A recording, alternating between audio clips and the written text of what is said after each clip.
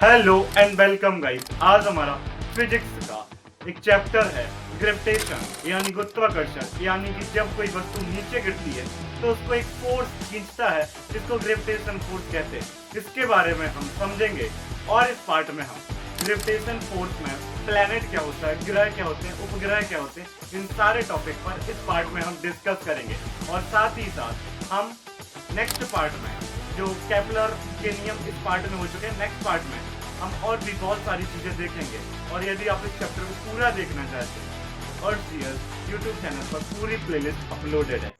Hello and welcome guys. आज हमारा जो फिजिक्स का चैप्टर है ग्रेविटेशन यानी गुरुत्वाकर्षण का पार्ट 1 है। यानी कि हम आज अपने चैप्टर गुरुत्वाकर्षण को स्टार्ट कर रहे हैं। इसमें हम बेसिक इंट्रोडक्शन, गुरुत्वाकर्षण होता क्या है और जो प्लैनेट क्या होते हैं, ग्रह क्या होते हैं, उपग्रह क्या होते हैं, सोलर सिस्टम क्या होता है, ग्रह कैसे गति करते हैं, किस पथ पर गति करते हैं, और न्यूटन साहब की क्या राय थी गुरुत्वाकर्षण पर या ग्रहों की गति पर, या आपके जो केपलर साहब थे उन्होंने जो नियम दिए थे उस नियम पर न्यूटन साहब की क्या राय थी। इस पार्ट में हम इसी को जानेंगे। तो स्टार्ट करते हैं सबसे फर्स्ट यानी पहले टॉपिक से। वो है अपना ग्रहों की गति। ग्रहों की गति,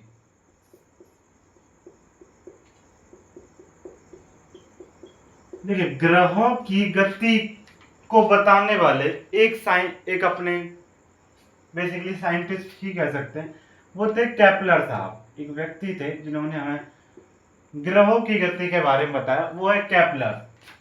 उस उन्होंने अपने नियम में बताया, नियम में जिसको हम कहते हैं केपलर का नियम। किसका नियम? केपलर का नियम से हम ग्रहों की गति का अध्ययन करते हैं। और इन्होंने 3 नियम दिए। कितने नियम? 3। कितने नियम दिए? टोटल 3 नियम थे इनके। आइए एक एक से हम जानते हैं। लेकिन उसके पहले बंदूक चलाने से पहले बंदूक को जान लें। उसी प्रकार ग्रहों की गति को पढ़ने से पहले ये तो जान ले ग्रह होता क्या है, ग्रह होता क्या है, प्लैनेट होते क्या है, इसको पहले हम जानते हैं। देखिए ग्रह क्या जानते हैं सबसे? एक सेकंड। हाँ, ग्रह असल जानते हैं। ग्रह ग्रह ग्रह ग्रह तो सभी जानते हैं। सूर्य आपका, ये है सूर्य। सूर्य के चारों तरफ वृत्तीय कक्षाओं में, चारों तरफ कक्षाओं में सूर्य के चारों ओर कुछ पिंड अपनी कक्षाओं में चक्कर लगाते हैं, परिक्रमा करते हैं। और उन पिंडों को ही हम क्या कहते हैं? ग्रह कहते हैं। क्या कहते हैं? ग्रह यानी प्लैनेट। उन्हीं को हम क्या नाम देते हैं? प्लैनेट का नाम देते हैं। ठीक है।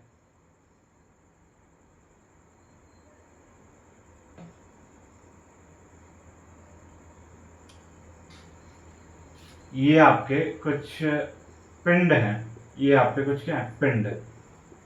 इन्हीं पिंड को आप ग्रह कहेंगे, क्योंकि ये जो पिंड हैं वो अपनी कक्षा में क्या कर रहे हैं? परिक्रमा कर रहे हैं। और कहां कर रहे हैं? आकाश में।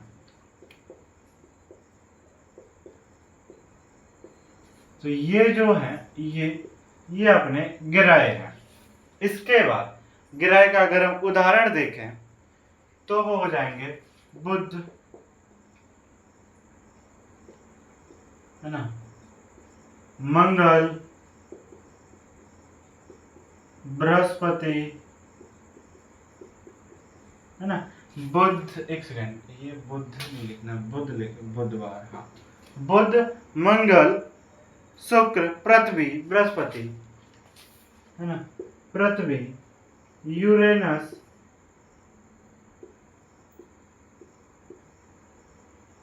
पहले प्लूटो भी था लेकिन अब उसको हटा दिया गया है। किसकी? ग्रह की श्रेणी से हमने प्लूटो को हटा दिया गया है। और जो बुध है ना, बुध वो सूर्य के सबसे समीप है। यानी ये अपना सूर्य है, इसके बाद जो पहली कक्षा है उस कक्षा में क्या है, बुध, और बुध सबसे समीप होने के कारण सूर्य है गर्म, और गर्म के पास में कोई जाएगा तो वो हीट होगा, यानी ये क्या है, सर्वोच्च ताप होता है इसका, क्या होता है, सर्वोच्च ताप, ये कह सकते हैं सबसे ज्यादा ताप होता है। ठीक है, किसका, बुध का सर्वोच्च, ये कह सकते हैं इसका ताप अधिक होता है, सीधी बात। ठीक है, और अगर आप बात करें बृहस्पति, बृहस्पति जो है वो आपका सबसे बड़ा ग्रह है, सबसे बड़ा ग्रह बृहस्पति, ये हमने देख लिया, सबसे बड़ा ग्रह बृहस्पति और सबसे समीप आपका बुध है। इसके बाद हम जानते हैं उपग्रह क्या होता है, इधर देखते हैं।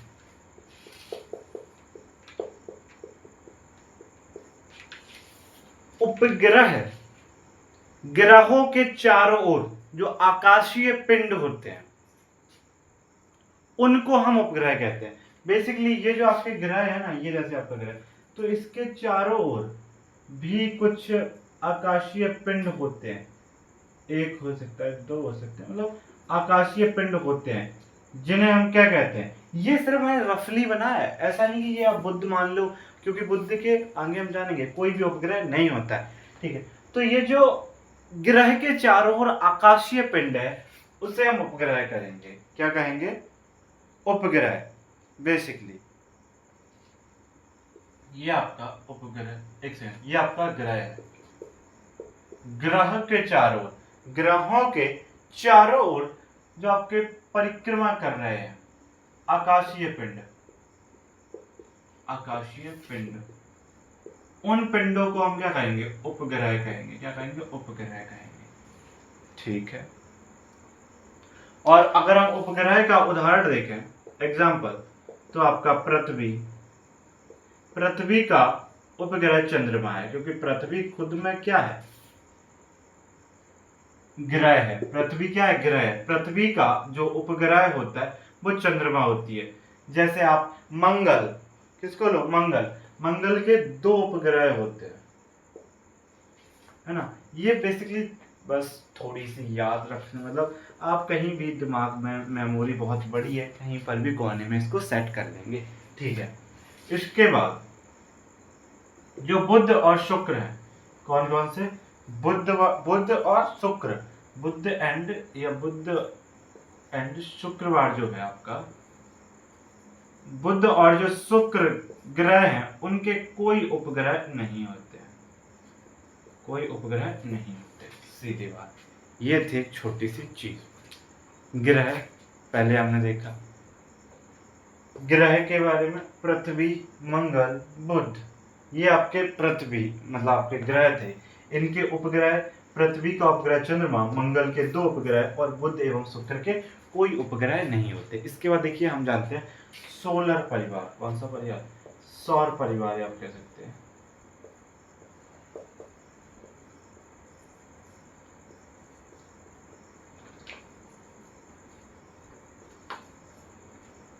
देखिए सोलर परिवार में क्या होता है, आप रख लो सूर्य को, आप रख लो सभी ग्रहों को, आप रख लो सभी उपग्रहों को, सूर्य, ग्रहों, उपग्रहों, सबको आप एक परिवार मान लो, तो उसी परिवार को हम सोलर सिस्टम या फिर सौर परिवार कहते हैं।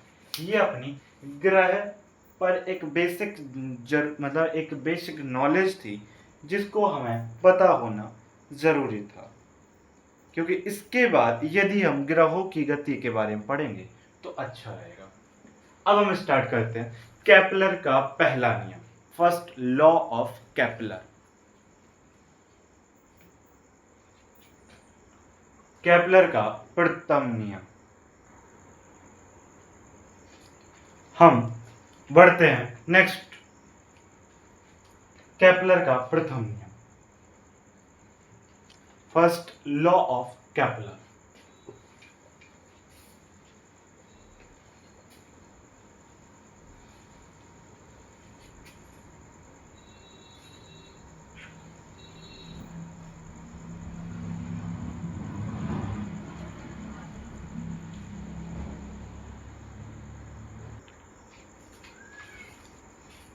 केपलर का प्रथम नियम।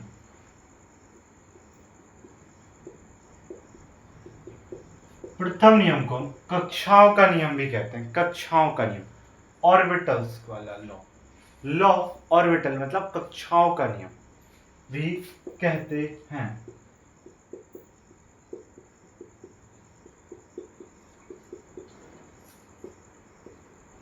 कक्षाओं का नियम, देखिए कक्षा का नियम कहने से क्या तात्पर्य है, आइए देखते हैं।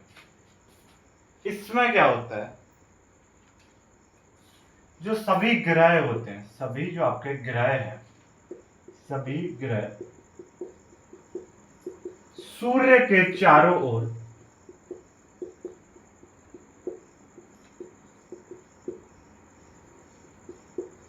सूर्य के चारों ओर दीर्घवृत्ताकार कक्षा में चक्कर लगाते हैं।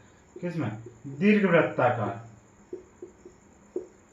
कक्षा में परिक्रमा लगाते हैं, परिक्रमा करते हैं बेसिकली, दीर्घवृत्ताकार कक्षा में परिक्रमा करते हैं। और ये जो दीर्घवृत्त होता है उसका जो फोकस होता है, दीर्घवृत्त के फोकस पर उपस्थित होता है सूर्य। बेसिकली सिस्टम ऐसा है, देखिए अगर हम ध्यान से देखें तो कहने का तात्पर्य ये निकल रहा है कि लाइक आपका ये एक दीर्घवृत्त है आपका, है ना, और दीर्घवृत्त में ये दो चीजें होती है, ठीक है। इसको आप बोलते हैं, बेसिक चीज जान लीजिए, ये जो ये इतनी है, इसको हम मतलब ये आपकी जो पूरी है इसे बोल देते हैं हम लघु अक्ष, लघु अक्ष। और इस तरीके की जो लंबी है अक्ष उसको बोलते थे दीर्घ अक्ष। दीर्घ मतलब बड़ी, लघु मतलब छोटी, है ना। ये पूरी जो अक्ष है ये वाली, उसको दीर्घ अक्ष, ये वाली लघु अक्ष हो जाएगी। इसके देखिए दीर्घवृत्त के दो फोकस होते हैं, एक तो यहाँ पर एक फोकस और एक F2 फोकस यहाँ पर, F1 फोकस यहाँ पर। F1 फोकस मतलब आपका जो एक फोकस पर सूर्य उपस्थित होता है। कहने का तात्पर्य ये है, प्रथम नियम के अनुसार जो सूर्य है उसके चारों ओर कक्षाओं में ग्रह परिक्रमा करते हैं, और जो फोकस पर सूर्य होता है। सूर्य कहाँ होता है? सूर्य होता है फोकस पर, फोकस पर, फोकस पर।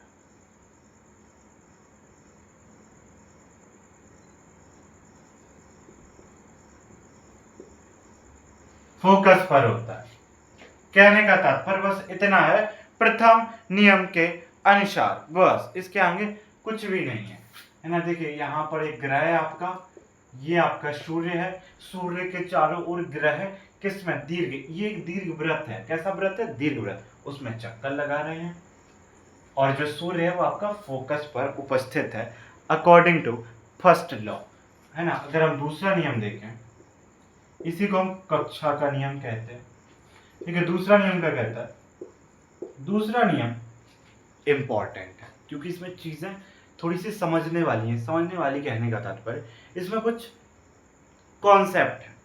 क्या है? कॉन्सेप्ट, जिनको आपको समझना बहुत ज्यादा जरूरी है। आइए देखते हैं कैसे समझेंगे। इसको हम क्षेत्रफलीय वेग, है ना, इसको आप क्षेत्रफलीय वेग का नियम भी कहते हैं।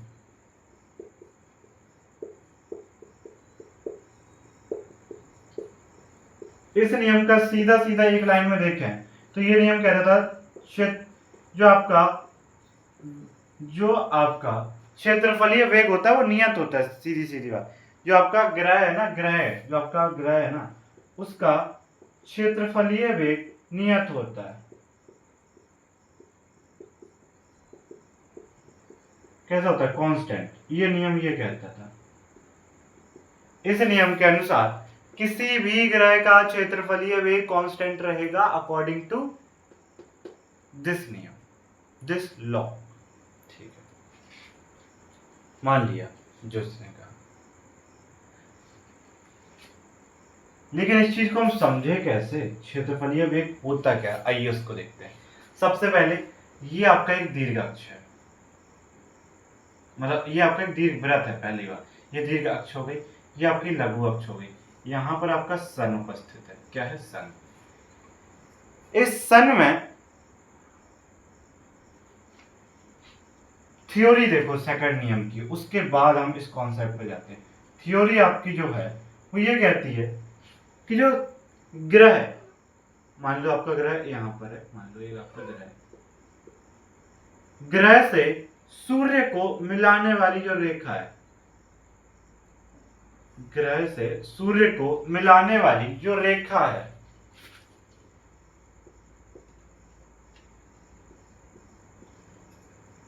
ग्रह को सूर्य से मिलाने वाली रेखा समान समांतराल में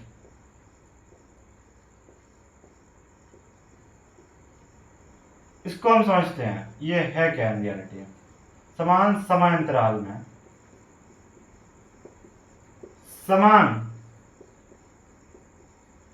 समान समय अंतराल में जो आपका समान क्षेत्रफल पर निहित, या आप होती है सीधी सीधी बात कहने का मतलब ये है, ग्रह को सूर्य से मिलाने वाली रेखा समान समांतराल में समान क्षेत्रफल पार करती है। आप यहां पर देखो ये सही हो जाएगा, पार करती है। क्या? पार करती है। अब हम समझते हैं दूसरा नियम क्षेत्रफल, ये वेग का नियम है। इसकी थ्योरी, आपने एक सूर्य मतलब एक आपने ग्रह लिया, उससे एक रेखा सूर्य को मिला दी, ठीक है, और वो समांतराल क्या होता है? समांतराल मतलब एक चक्कर लगाने में लगा समय, है ना, बेसिकली समांतराल होता है।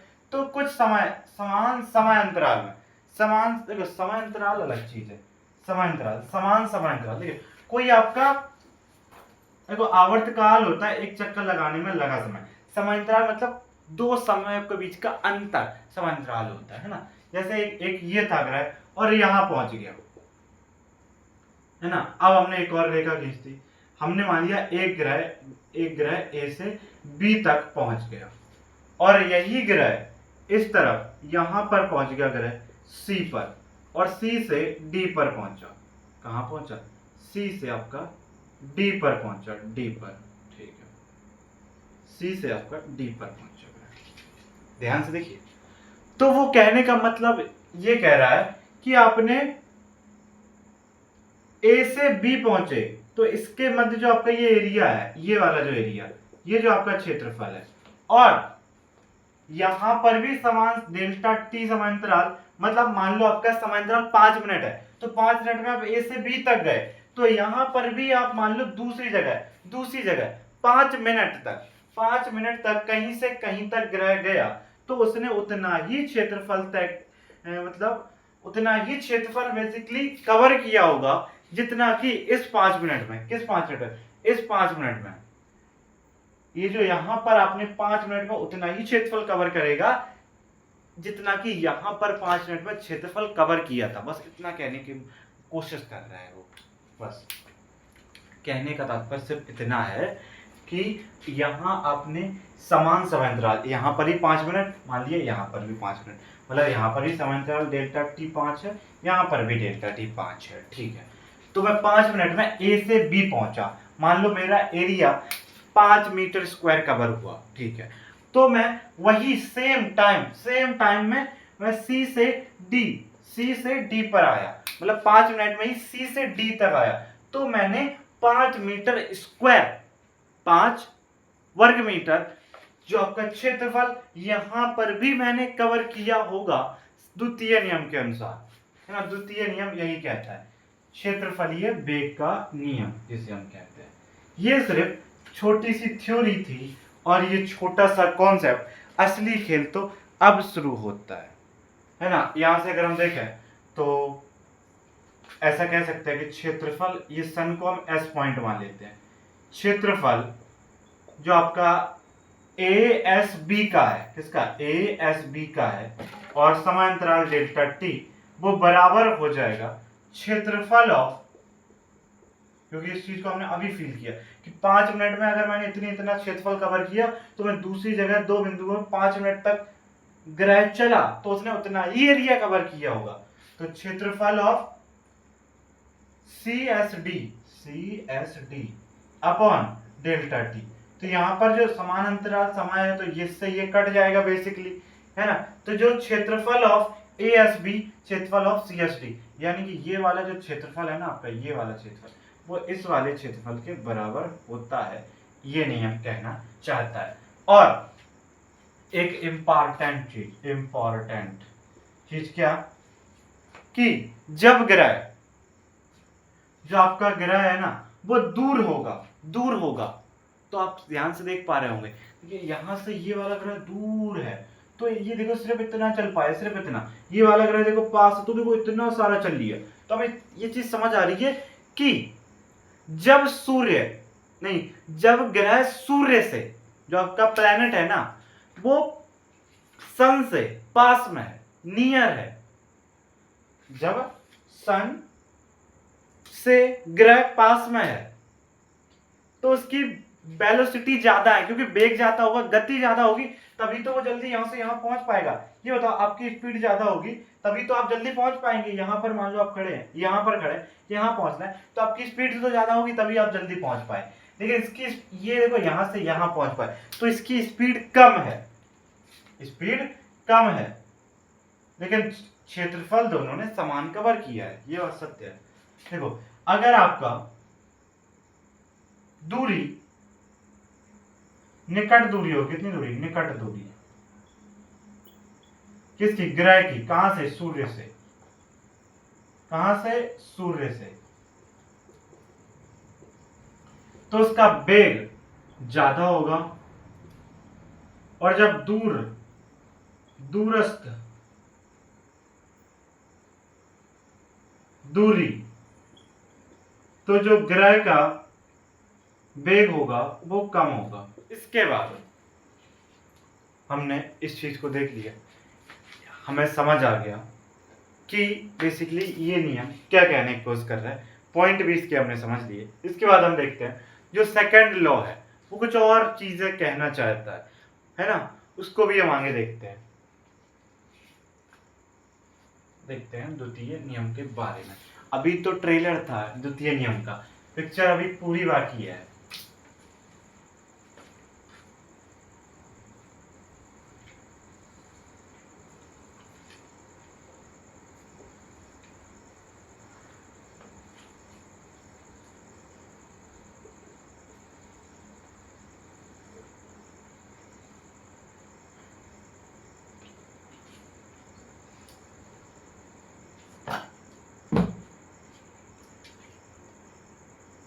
देखिए द्वितीय नियम में एक चीज आती है, आइए उसको हम डिस्कस करते हैं। सेकंड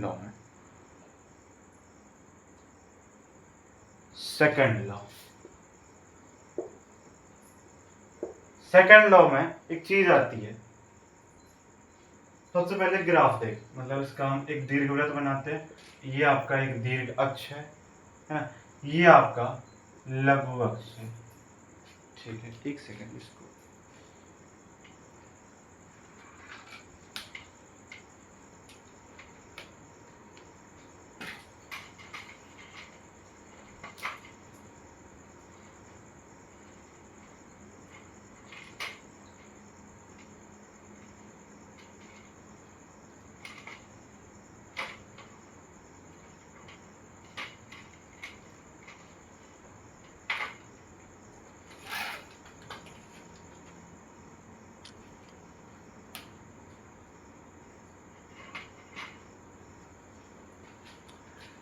हाँ देखते हैं।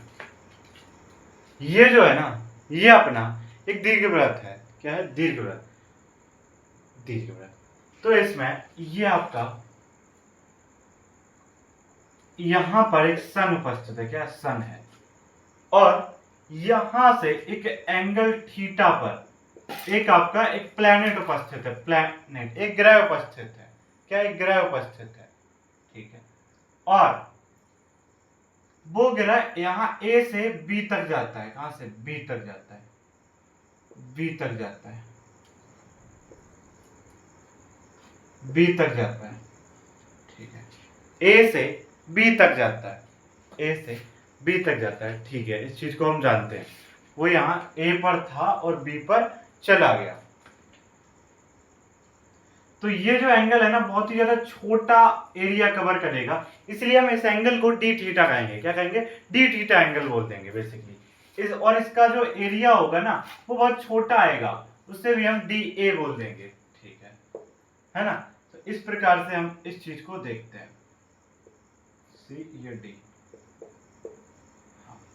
ये हमारा ग्राफ रेडी हो गया। और जो एक इसकी त्रिज्या है ना उसे हमने आर कह दिया। क्या कह दिया? बेसिकली आर कह दिया, ठीक है, हमने इसको आर कहा। तो यदि हम यहां से देखें तो हम जानते हैं, सबसे पहले हमने एक ग्राफ देखा जिसमें एक दीर्घवृत्त बनाया, उसमें एक जो आपका ए प्लैनेट है वो बी पर जाता है, ठीक है। लेकिन हम एक चीज जानते हैं। क्या जानते हैं? हम जानते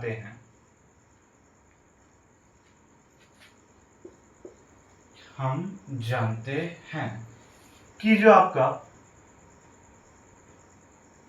एरिया होता है, एरिया, इसके लिए एरिया बहुत छोटा हो जाएगा। एरिया बेसिकली आधार गुणा ऊंचाई हो जाएगा। तो इसके लिए देखिए ये चीज और ये चीज दोनों एक है, ये वाली चीज और ये वाली चीज दोनों एक है। तो आपको इसके लिए समझ लेना है, बेसिकली हम इसको आधार लेंगे और इसमें से किसी एक को हम ऊंचाई ले लेंगे। तो आधार क्या है? आधार है ए बी, ऊंचाई है आपका कोई भी आप ले लो। ऊंचाई बेसिकली आप एस से लेकर एस ए ले लो, एस बी ले लो, हम अपना एस ए ले लेते हैं। तो आपका D A is equal to half, क्या? हाफ। ए बी क्या है? ए बी मतलब चाप, चाप, इसको हमने क्या माना? आधार, अर्क, अर्क। आप इस चीज को बिल्कुल समझ लीजिए, अर्क है ये, क्या? अर्क, अर्क मतलब चाप, आधार मान लिया हमने। तो अर्क कोण बराबर चाप बटा त्रिज्या, चाप इज इक्वल टू कोण इनटू त्रिज्या।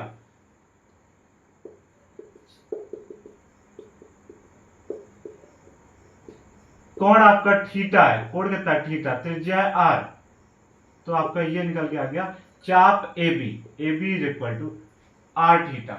तो ये आर, लेकिन थीटा कितना है? छोटा है, बहुत ज्यादा छोटा है। इसमें थीटा क्या है? डी थीटा, बहुत ज्यादा छोटा है, डी थीटा। तो R D theta, R D theta into R, तो आपका half R square D theta is equal to, मतलब डी ये निकल के आ गया, अपना क्षेत्रफल निकल के आ गया, ठीक है। लेकिन हमें क्षेत्रफल नहीं, मतलब बेसिकली हमने क्या निकाला था? क्षेत्रफल अपन समांतराल। लेकिन यहाँ पर क्षेत्रफल बहुत छोटा है तो हम समय भी बहुत छोटा लेंगे। तो इसका हम क्या कर देते हैं? समय के सापेक्ष अवकलन D A upon D T करते हैं, क्योंकि ये क्या है? यही तो हमने रेख क्या बोला था? क्षेत्रफलीय वेग। अभी हमने पिछले देख क्या है, ऊपर क्षेत्रफल ऑफ ए एस बी देखा था, A S B upon delta T is equal to क्षेत्रफल of C S D upon delta T, है ना? यही तो। लेकिन अब हम क्षेत्रफल बहुत छोटा ले रहे हैं तो हमने डी ए क्षेत्रफल लिया, समांतराल बहुत छोटा है, बहुत छोटा, तो डिफरेंशिएशन करते हैं। तो आर कांस्टेंट है तो आर बाहर निकाल लेंगे, डी थीटा का डी टी के सापेक्ष अवकलन करेंगे। तो D theta upon D T is equal to omega होता है। तो जो हमारा D A upon D T निकल के आ जाएगा वो हाफ आर स्क्वायर ओमेगा निकल के आएगा, ठीक है। और हम एक चीज जानते हैं, क्या जानते हैं? जो आई होता है, मतलब जो जे होता है, जे मतलब कोणीय संवेग, वो जो कोणीय संवेग होता है वो जड़त्व है, आगूढ़, और जो कोणीय वेग है उसका गुणनफल होता है J is equal to I into omega. और आई जो होता है बेसिकली होता है एम आर स्क्वायर, तो J is equal to M R square omega. तो अगर हम R square omega is equal to J Y M लिख सकते हैं। और हम एक चीज देख के आए, आर स्क्वायर ओमेगा तो यहां पर भी है, तो D A upon D T, D A upon D T is equal to half R square upon M की जगह क्या लिख देंगे? आर स्क्वायर ओमेगा की जगह जे अपॉन एम। तो D A upon D T is equal to J upon two M निकल के आ गया। तो हमें एक चीज समझ के आई, क्या चीज समझ में आई यहाँ से? Basically D A upon D T क्षेत्रफलीय वेग कांस्टेंट था, क्योंकि ये चीज हम पहले ही जान चुके हैं कि क्षेत्रफलीय वेग नियत है, ठीक है। तो ये चीज तो कांस्टेंट थी, और 2 तो कांस्टेंट ही है, और द्रव्यमान भी नियत होगा किसी भी ग्रह के लिए, है ना। तो ये सारी चीजें नियत है, सब कुछ नियत आ गया, यानी आपका कोणीय संवेग है ना, वो भी कैसा होगा, कांस्टेंट होगा, क्योंकि सारी चीजें नियत है। तो हम इससे कह सकते हैं जो कोई भी ग्रह, कोई भी जो ग्रह है ना, कोई भी ग्रह कोणीय संवेग संरक्षण का, कोणीय संवेग संरक्षण का नियम का पालन करता है। कौन से नियम का? कोणीय संवेग संरक्षण का नियम।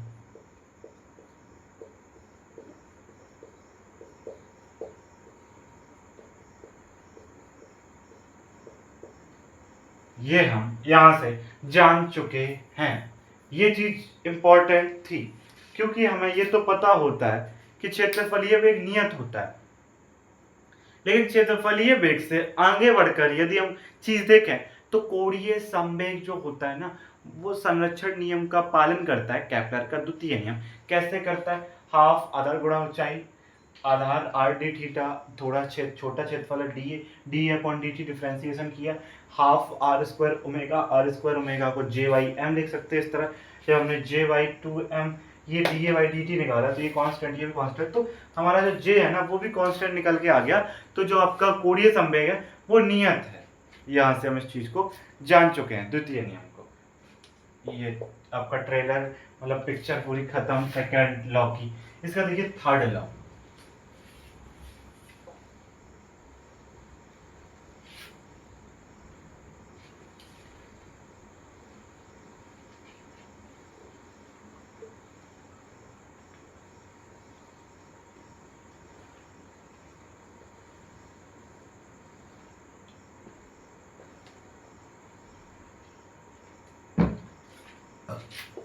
थर्ड लॉ, केपलर का तृतीय नियम। तृतीय नियम जो है ना, उसका अगर हम दूसरा नाम डिस्कस करें तो उसे कहते हैं परिक्रमण कालों का नियम, है ना।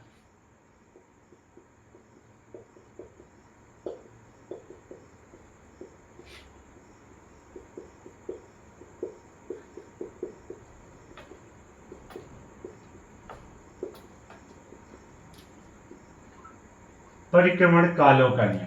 इसमें क्या होता है, इस नियम के अनुसार जो परिक्रमण काल होता है टी, वो समान, जो परिक्रमण काल का वर्ग दीर्घ अक्ष का जो आधा है, मतलब अर्ध दीर्घ अक्ष के तृतीय घात के समानुपाती होता है। ये नियम ये कहता है टी स्क्वायर समानुपाती ऑफ ए क्यू, बस ये नियम होता है। टी क्या है? परिक्रमण काल, यानी कि एक चक्कर लगाने में लगा समय, परिक्रमण काल हो गया, ठीक है। नहीं, आई थिंक हाँ परिक्रमण काल यही होता है, ठीक है। परिक्रमण कालों का नियम टी स्क्वायर समानुपाती होता है ए क्यू के, ठीक है। आइए इस चीज को हम सॉल्व करके भी देखते हैं।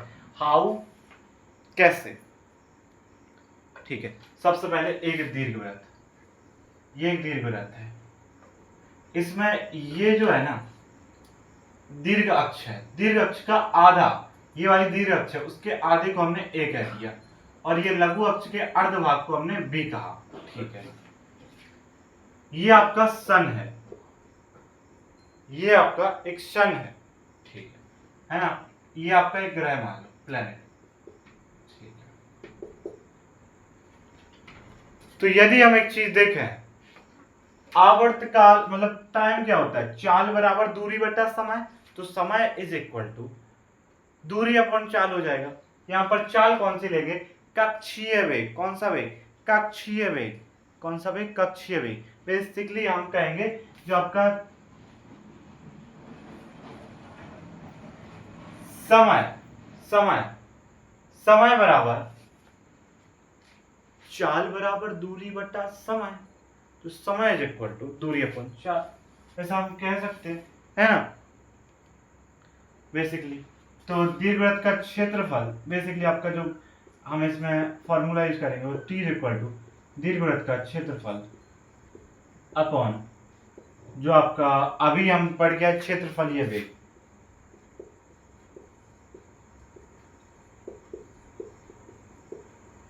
ये वाले, एक सेकंड, ये वाले फॉर्मूले का हम अपन इस चैप्टर में मतलब इसमें यूज करेंगे। एक second wait.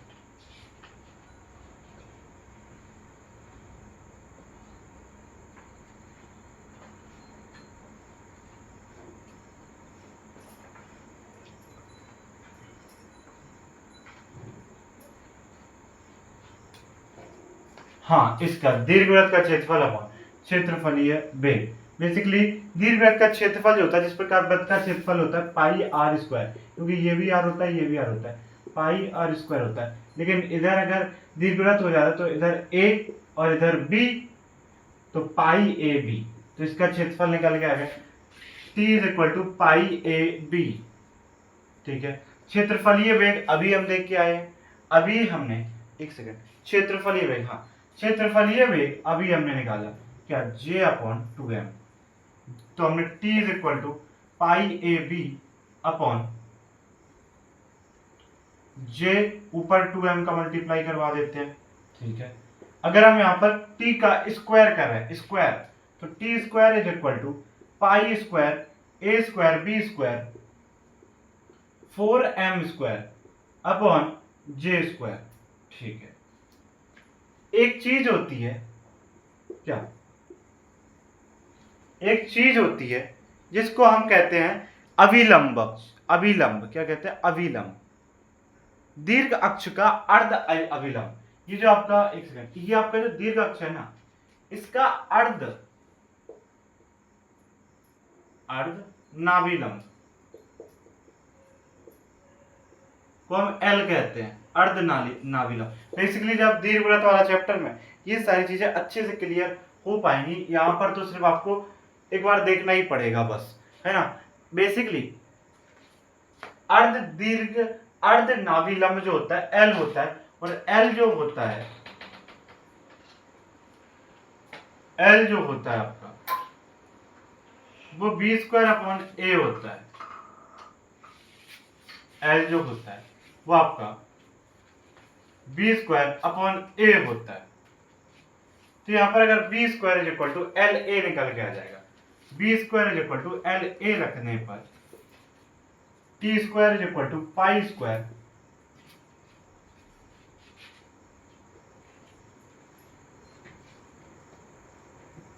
L A, B हटा जाए, हट गया, 4m square upon J square. हमने इसको इसलिए रखा क्योंकि नाभिलंब जो होता है ना, वो कांस्टेंट चीज है। नाभिलंब दीर्घवृत्त के लिए नियत होती है, लेकिन जो आपका बी है ना, वो बदलती रहती है, बदलती, इसीलिए हमने इसको इससे रिप्लेस किया। तो टी स्क्वायर, अब देखो ये भी कांस्टेंट, ये भी कांस्टेंट, ये 4 है, हाँ ये भी कांस्टेंट, ये भी कांस्टेंट, ये भी कांस्टेंट। तो टी स्क्वायर जो आपका आ गया वो ए स्क्वायर इंटू ए क्यूब के समानुपाती। हमने यही तो चीज कही थी। टी स्क्वायर जो होता है, जो परिक्रमण काल होता है, वो कक्षा जो होती है, कक्षा मतलब परिक्रमण काल, अर्ध दीर्घ अक्ष के, परिक्रमण काल का वर्ग अर्ध दीर्घ अक्ष के तृतीय घात के समानुपाती होता है। तृतीय नियम ये कहता है। ठीक है, केपलर का तृतीय नियम यही था। समय समाप्ति की घोषणा। देखिए और एक चीज देख लेते हैं। देखो बुध सबसे पास में है, बुध जो ग्रह है ना, बुध वो सबसे पास में है। यहां से हम ये कह सकते हैं जिसके लिए ए जितना कम, ए जितना कम टी भी उतना ही कम होगा। जितना कम ए मतलब बेसिकली दूरी, मतलब ग्रह अगर सूर्य के ज्यादा पास होगा तो कम समय में पूरा चक्कर कर लेगा। कह सकते हैं हम जो बुध है ना, उसके लिए सबसे कम समय लगता है क्योंकि वो सबसे पास होता है, 28 दिन में अपना एक चक्कर पूरा कर लेता है। लेकिन जो प्लूटो होता है उसको सबसे ज्यादा समय लग जाता है, सबसे 248 वर्ष एप्रोक्स, कितने 248 ईयर लग जाते हैं प्लूटो को अपना पूरा एक चक्कर लगाने के लिए, क्योंकि वो सूर्य से बहुत ज्यादा दूर है। दूर होगा तो उसे समय ज्यादा लगेगा। ये अपना तृतीय नियम, परिक्रमण काल का नियम। ठीक है, अब हम बढ़ते हैं केपलर के नियमों से न्यूटन के निष्कर्ष। ग्रहों की गति के नियम हो चुके हैं।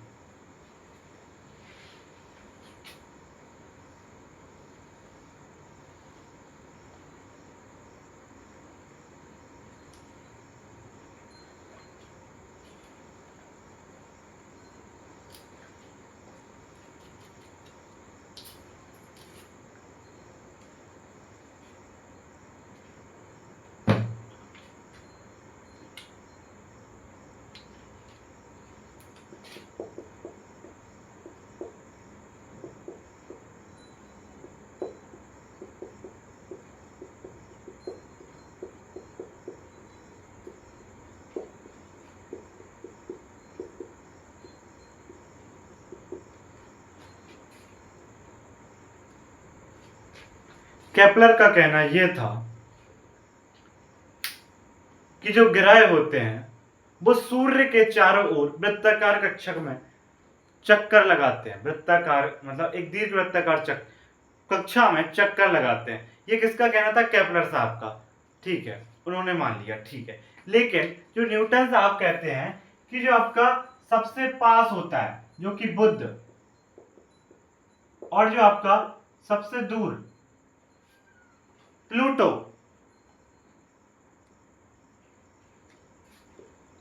इन दोनों को छोड़ दो।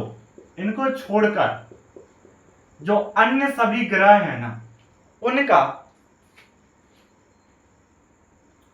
कक्षा वृत्ताकार होती है, ना कि दीर्घवृत्ताकार। ये न्यूटन साहब जी ने निष्कर्ष निकाला। इनको छोड़कर सभी ग्रहों की कक्षा वृत्ताकार होती है। ये कहने वाले न्यूटन साहब, और उनका कहना यह था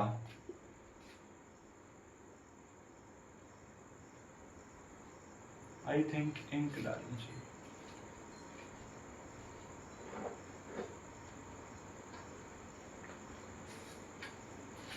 उनका कहना यह था सूर्य ये है, ग्रह ये है, यदि ये वृत्ताकार पथ में हैं तो इनके मध्य एक सूर्य की ओर अभिकेंद्री मतलब केंद्र की ओर एक बल कार्य करेगा, जिसे अभिकेंद्रीय बल कहते हैं। अभिकेंद्र बल F, जो कि बराबर होगा mv² अपॉन r के। F is equal to mv² upon r के अभिकेंद्रीय बल बराबर होगा। तो उन्होंने क्या कहा था कि जब दीर्घवृत्ताकार पथ है, द्वितीय नियम के अनुसार उसका क्षेत्रफलीय वेग नियत होगा, ठीक है। लेकिन जब वृत्ताकार होगा तो उसका रेखीय वेग b कांस्टेंट होगा।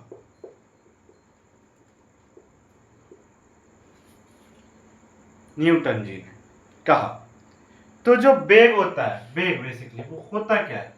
एक चक्कर मतलब बेसिकली अगर हम नॉर्मली वेग को देखें तो वो दूरी अपॉन समय होता है, ये हम जानते हैं। लेकिन एक चक्कर में तय की गई दूरी अपॉन परिक्रमण काल, एक चक्कर में तय की गई दूरी अपॉन परिक्रमण काल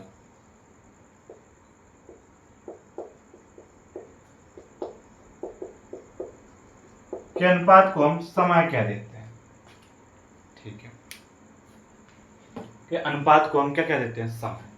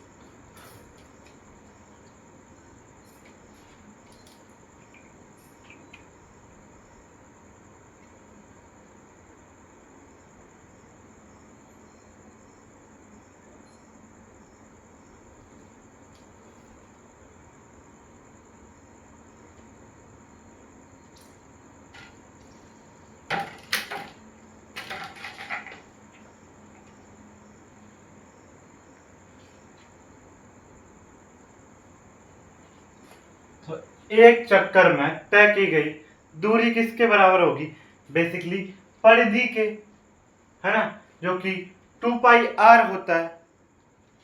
v is equal to 2 pi r, परिक्रमण काल आपका t के बराबर होता है, क्योंकि अभी हमने देखा था जो हमने समय निकाला, टी स्क्वायर समानुपाती ए क्यू, जो नीचे होता है उस क्या होता है? परिक्रमण काल। ठीक है, और परिक्रमण काल हम अभी निकाल कर आए। कभी? अभी हम t इज इक्वल टू क्या निकाल के आए? t क्या होता है? बेसिकली टी स्क्वायर समानुपाती होता है किसके? ए क्यू के। तो टी स्क्वायर की जगह अगर हम एक कांस्टेंट ले आए, क्योंकि समानुपाती आता है, क्या आता है? कांस्टेंट, वो ए क्यू के समानुपाती हो जाएगा। के क्या है? एक कांस्टेंट। तो हमने टी स्क्वायर की जगह, एक सेकेंड, तो ये टी स्क्वायर की जगह है और हमें टी चाहिए, तो एक काम कर सकते हैं कि टी स्क्वायर ये है ना, ये नहीं, अभी इसको नहीं रखते हैं, ये चीज अभी लिखी रहने दो। तो अगर हमें एक चीज देखें, v हमें ये निकल के आ गया, ठीक है, और जो बल होता है वो mv स्क्वायर अपॉन r होता है।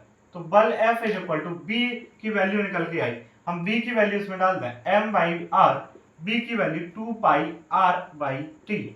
तो जब हम m अपॉन r जब इसका स्क्वायर करें तो निकल के आएगा 4 pi square r square by t। तो एक r से बेकार। तो यहां से f m अपॉन, देखो t स्क्वायर आएगा आई थिंक, है ना, क्योंकि इसका भी तो स्क्वायर। तो टी स्क्वायर जगह क्या ए क्यू रख सकते हैं, 4 pi square m r upon T square जगह के, एक के, बेसिकली यहाँ पर ए क्यू की जगह अब हम r ले रहे हैं, तो हम r का क्यूब करेंगे, तो के आर क्यूब। तो r क्यूब में क्या होगा, एक r कट जाएगी, तो f is equal to 4 pi square m upon K R square, ये k निकल के आया, f निकल के आया। तो यहां पर अब सारी चीजें कांस्टेंट हैं,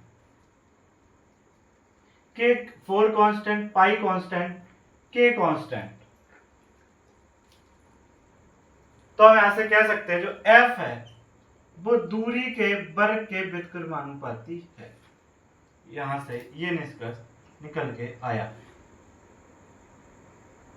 जो आपका f है वो दूरी के वर्ग, दूरी और साथ साथ द्रव्यमान भी तो है ना, द्रव्यमान तो हर किसी के लिए अलग अलग होगा ना, द्रव्यमान और दूरी के, बेसिकली त्रिज्या के, जो आपका दूरी ही कहेंगे इसको, दूरी के वर्ग के व्युत्क्रमानुपाती है, ठीक है, या जो आप कह सकते हैं बल द्रव्यमान अपॉन दूरी के वर्ग के समानुपाती है, ठीक है, ये चीज हो चुकी है। इसके बाद देखो, अब हमने एक ये डेरिवेशन समझ लिया कि ये कैसे आया, बेसिकली जो आपका वेग होता है, तो एक चक्कर में तय की गई दूरी यानी कि 2 पाई r, और परिक्रमण काल जो कि हमने t देखा, तो इस तरीके से हमने निकाला, है ना। अब हम निष्कर्ष देखते हैं, इनके निष्कर्ष, न्यूटन साहब के निष्कर्ष।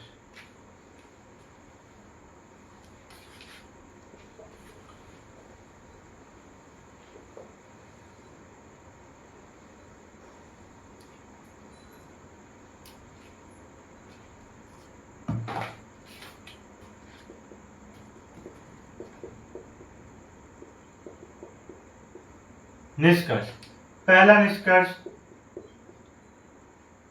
निष्कर्ष वही वाला जो अभिकेंद्रीय बल वाला होता है ना, कि सूर्य और जो ग्रह के मध्य अभिकेंद्रीय बल कार्य करता है तथा अभिकेंद्रीय बल की दिशा सूर्य की ओर होगी, है ना। इसको कह सकते हैं ग्रह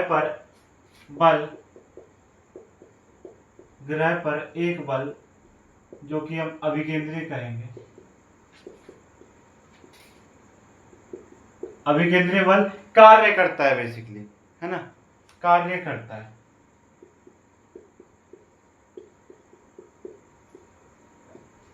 जिसकी दिशा सूर्य की ओर होती है।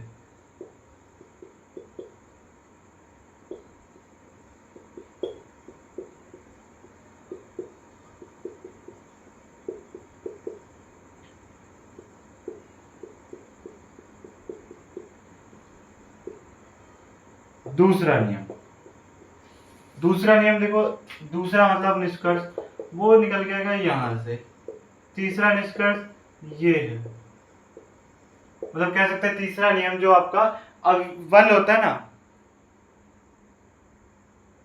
वो द्रव्यमान के अनुक्रमानुपाती होता है और दूरी के वर्ग के व्यक्तिमानुपाती होता है। बल दूरी के वर्ग के व्युत्क्रमानुपाती।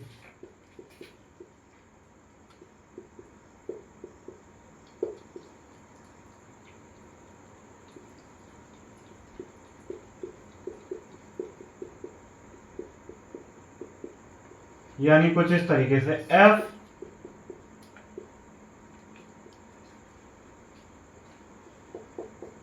तीसरा क्या कहता है कि जो बल होता है वो द्रव्यमान के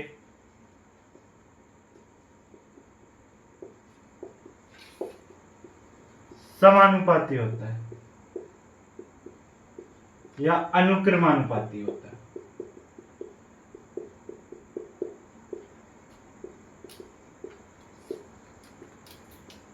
ये अपने 1 2 3 निष्कर्ष निकल के आए हैं।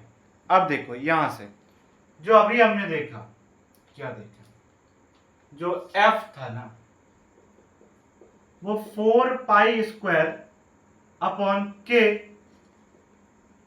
m अपॉन r स्क्वायर निकल के आया था अभी जो हमने निकाला था।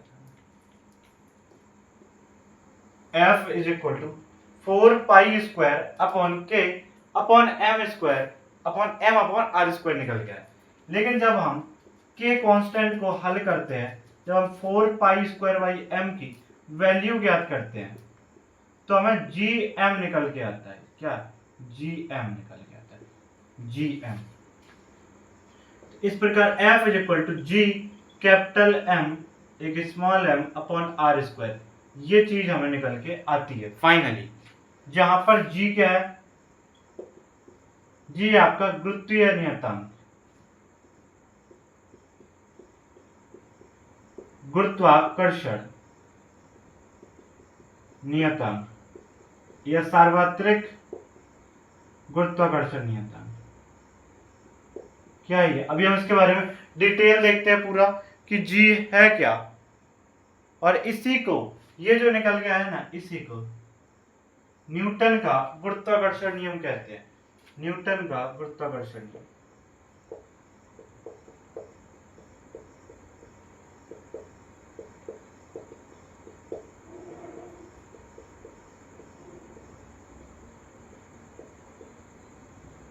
ये हो गया अपना, है ना। केपलर नियम से जो न्यूटन ने निष्कर्ष निकाले उनको आपके सामने प्रस्तुत उन्होंने करे, ठीक है, और मैंने आपके सामने करे। बेसिकली ये हो चुका है, ऐसा ऐसा, ठीक है। इसके बाद न्यूटन का गुरुत्वाकर्षण का नियम ही देखते हैं। अगला हमारा टॉपिक यही रहने वाला है कि न्यूटन का गुरुत्वाकर्षण का नियम क्या है।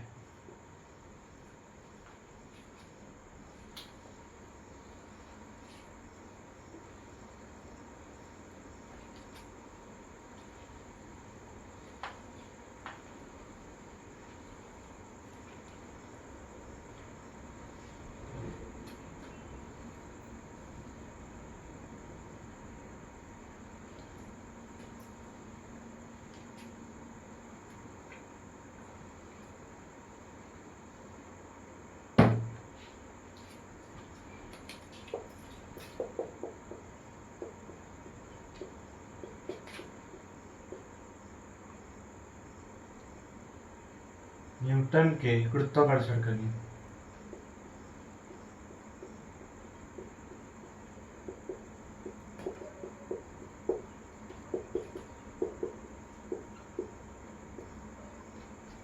न्यूटन के गुरुत्वाकर्षण का नियम, देखिए ये नियम यही है बेसिकली जो हमने अभी देखा। F इज समानुपाती m1 m2, F इज व्युत्क्रमानुपाती r स्क्वायर के होता है। तो आपका F जो निकल के आ जाता है वो m1 m2 upon r square, इसको समानुपाती घटाते हैं, आपका एक नियतांक आता है m1 m2 upon r square. बस यही है आपका। यहाँ पर आपका g सार्वत्रिक गुरुत्वाकर्षण नियतांक।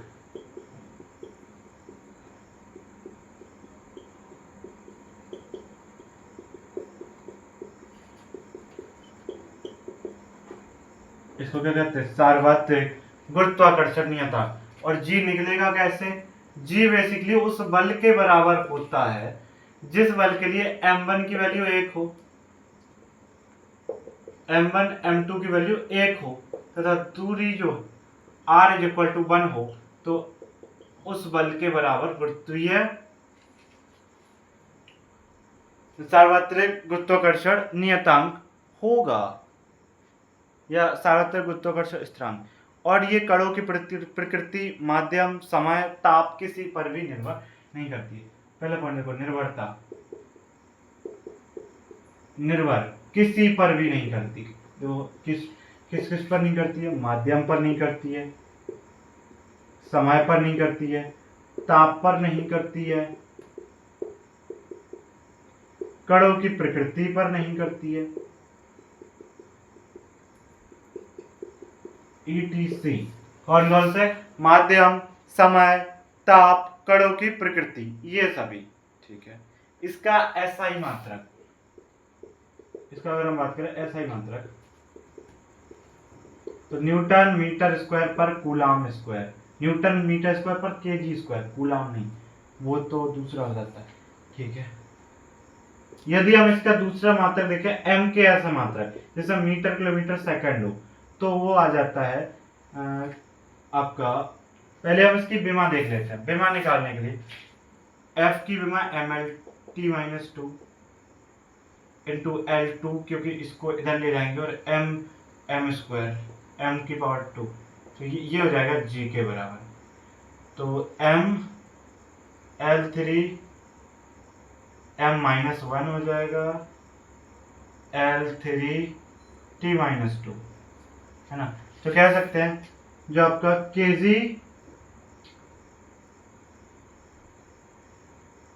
इनवर्स, जो आपका मीटर क्यूब सेकंड, इस प्रकार से हम कर सकते हैं। मतलब किलोग्राम को नीचे रख, मतलब किलोग्राम इनवर्स ये होता है आपका बेसिकली, बस सीधी बात है ना। आप अगर वैसे भी लिखना चाहते हो वैसे लिख सकते हैं, जैसे m³ kg सेकंड स्क्वायर, बस ये भी तरीका है। और विमा हमने देख ली, ये रही विमा, है ना। 6.67 इंटू 10 की पावर माइनस का 11, ये इसका मान है।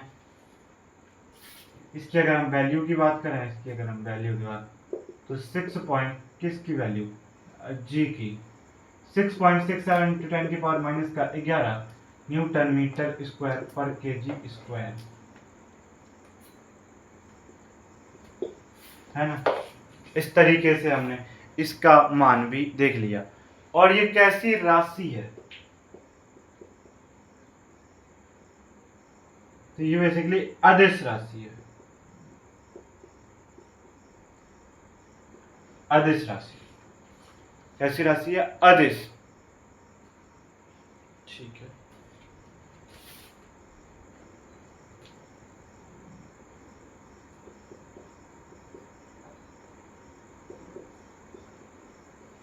ये एक अदिश राशि है, अदिश राशि। ठीक है। आई थिंक अब ये टॉपिक हो चुका है। देखो, गुरुत्वीय बल और गुरुत्वीय जो आपका अभी बल चल रहा है और जो वैद्युत बलों की तुलना करते हैं। गुरुत्वीय बल और वैद्युत बल, वैद्युत आकर्षण बल जो होता है F, उन दोनों में Fe तुलना।